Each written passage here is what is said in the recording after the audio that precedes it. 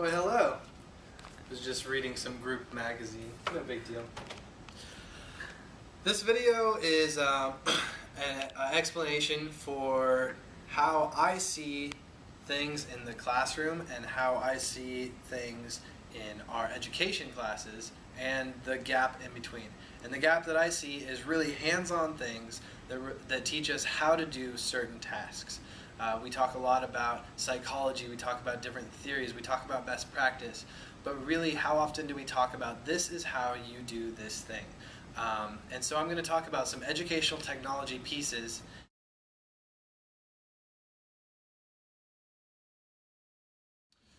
So first things first, we're going to talk about PowerPoint and the effective ways of using it as a lesson compared to as a presentation. So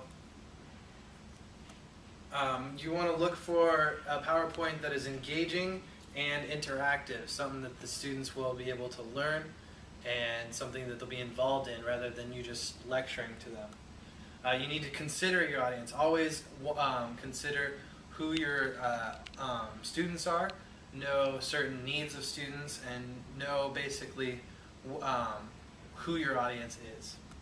You want a clear font, that's key, especially in a big classroom. It's a kind of a pain to have to turn down the lights to get everybody to be able to see the PowerPoint. So clear fonts and bright and contrasting will work well. You want to keep it simple. Too much stuff will lose your audience. And animation is effective when you keep it minimal. So the big thing is to always pose questions and focus on your objectives. Don't get off task, don't get off topic, and really try to keep the students engaged.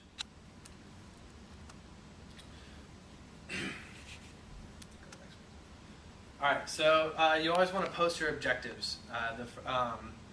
This is a way of getting the students to see what they're expected in the lesson and to understand that it's not just you talking to them, but it's actually a lesson and something that they need to be engaged and involved in. When working with PowerPoint as a lesson as opposed to working with it as a presentation, there are certain key things that you're going to have to remember that you will have to add to normal things. We all know not to keep the color scheme like awkward or unappealing. We all know not to use ineffective fonts.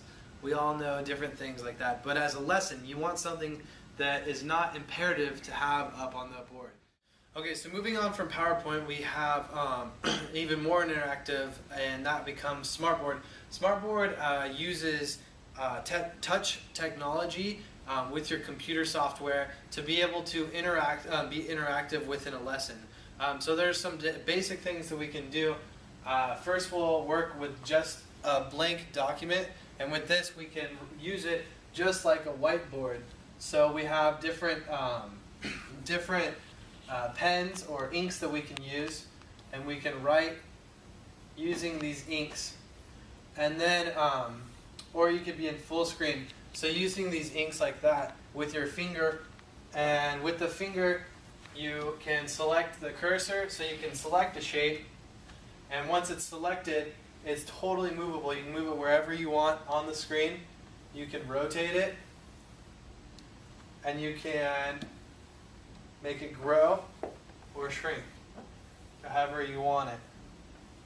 So they're totally movable pieces. But also there's pins, and when a pen is taken from the pen tray, you can actually write with it.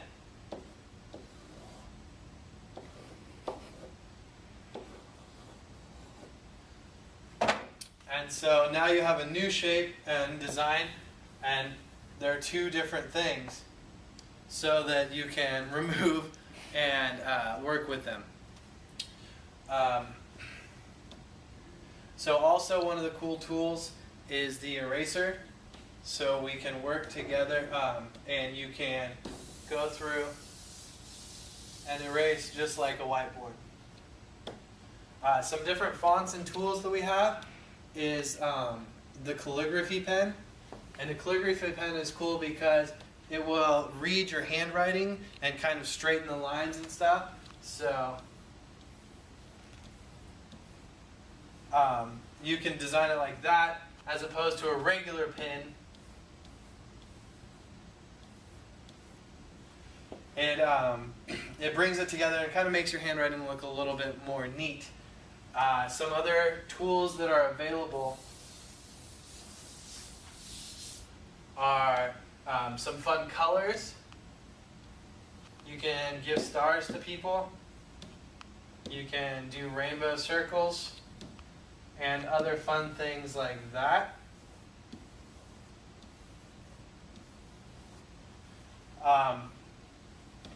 Also, when you're writing, we can make our own shapes. These are great for math, so we can make our own shape designs like this.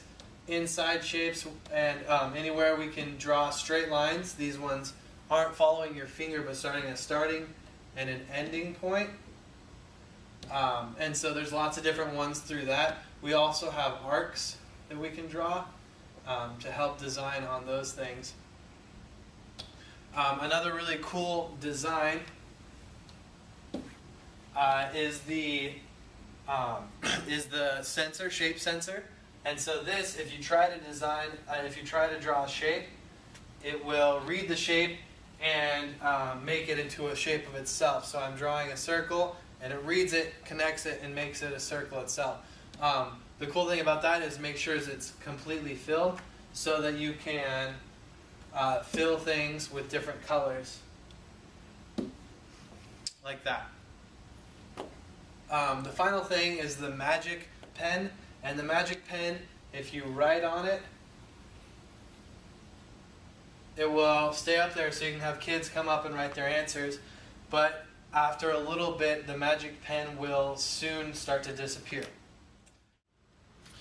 Okay, so now that we understand some of the cool tools that are found in Smartboard, we also have the Smart Exchange, which is kind of a wiki website that will let everybody post lessons that they've created and download lessons that they've created. This is a lesson that somebody's created for like a morning meeting with primary grades.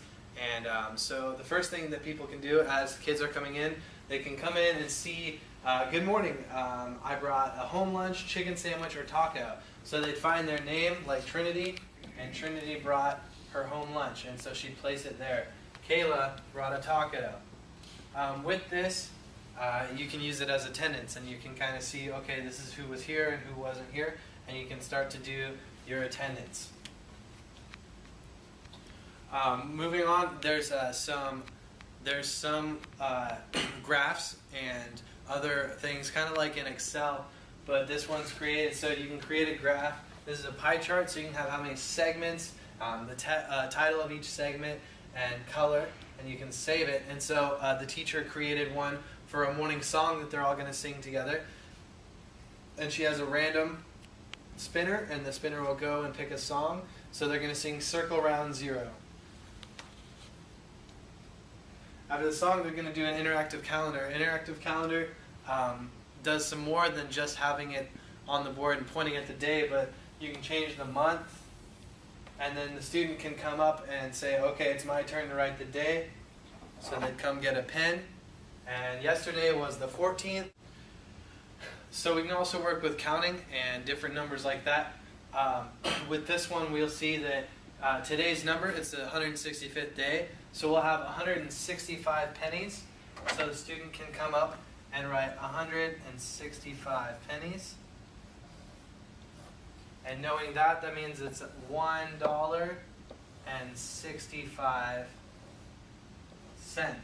So to make $1.65, this is the same cloning program. We can just move another penny over. So we have $1.65. Okay, so the final thing we're going to talk about is using a curriculum-based tracking programs and online programs.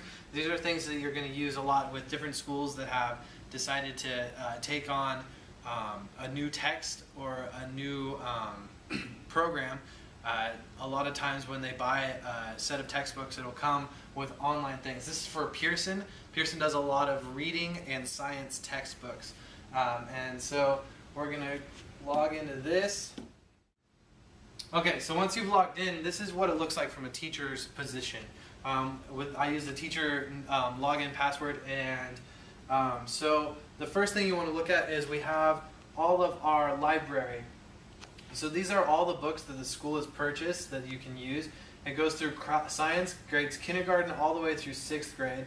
Also it goes reading K through 6 also. So it's every book, and these are all the teacher editions. Instead of doing print editions, the teacher editions are online.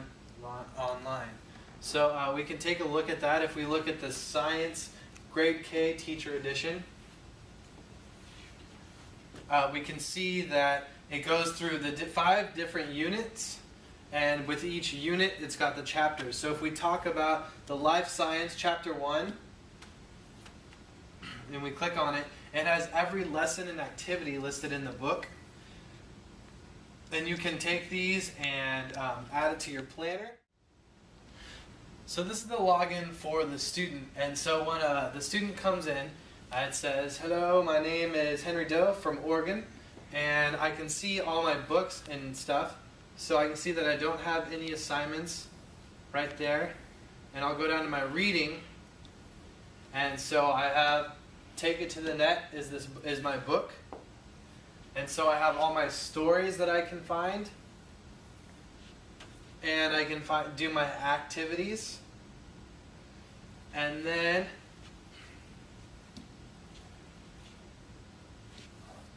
I can go back and do my next assignment. So I can start my assignment. So once the assignment comes up, you have the instructions, and all of these have differentiation for students with learning disabilities, for listening for students, and because this is a comprehension, so the students will read the story and they will answer the question, and then they will click next.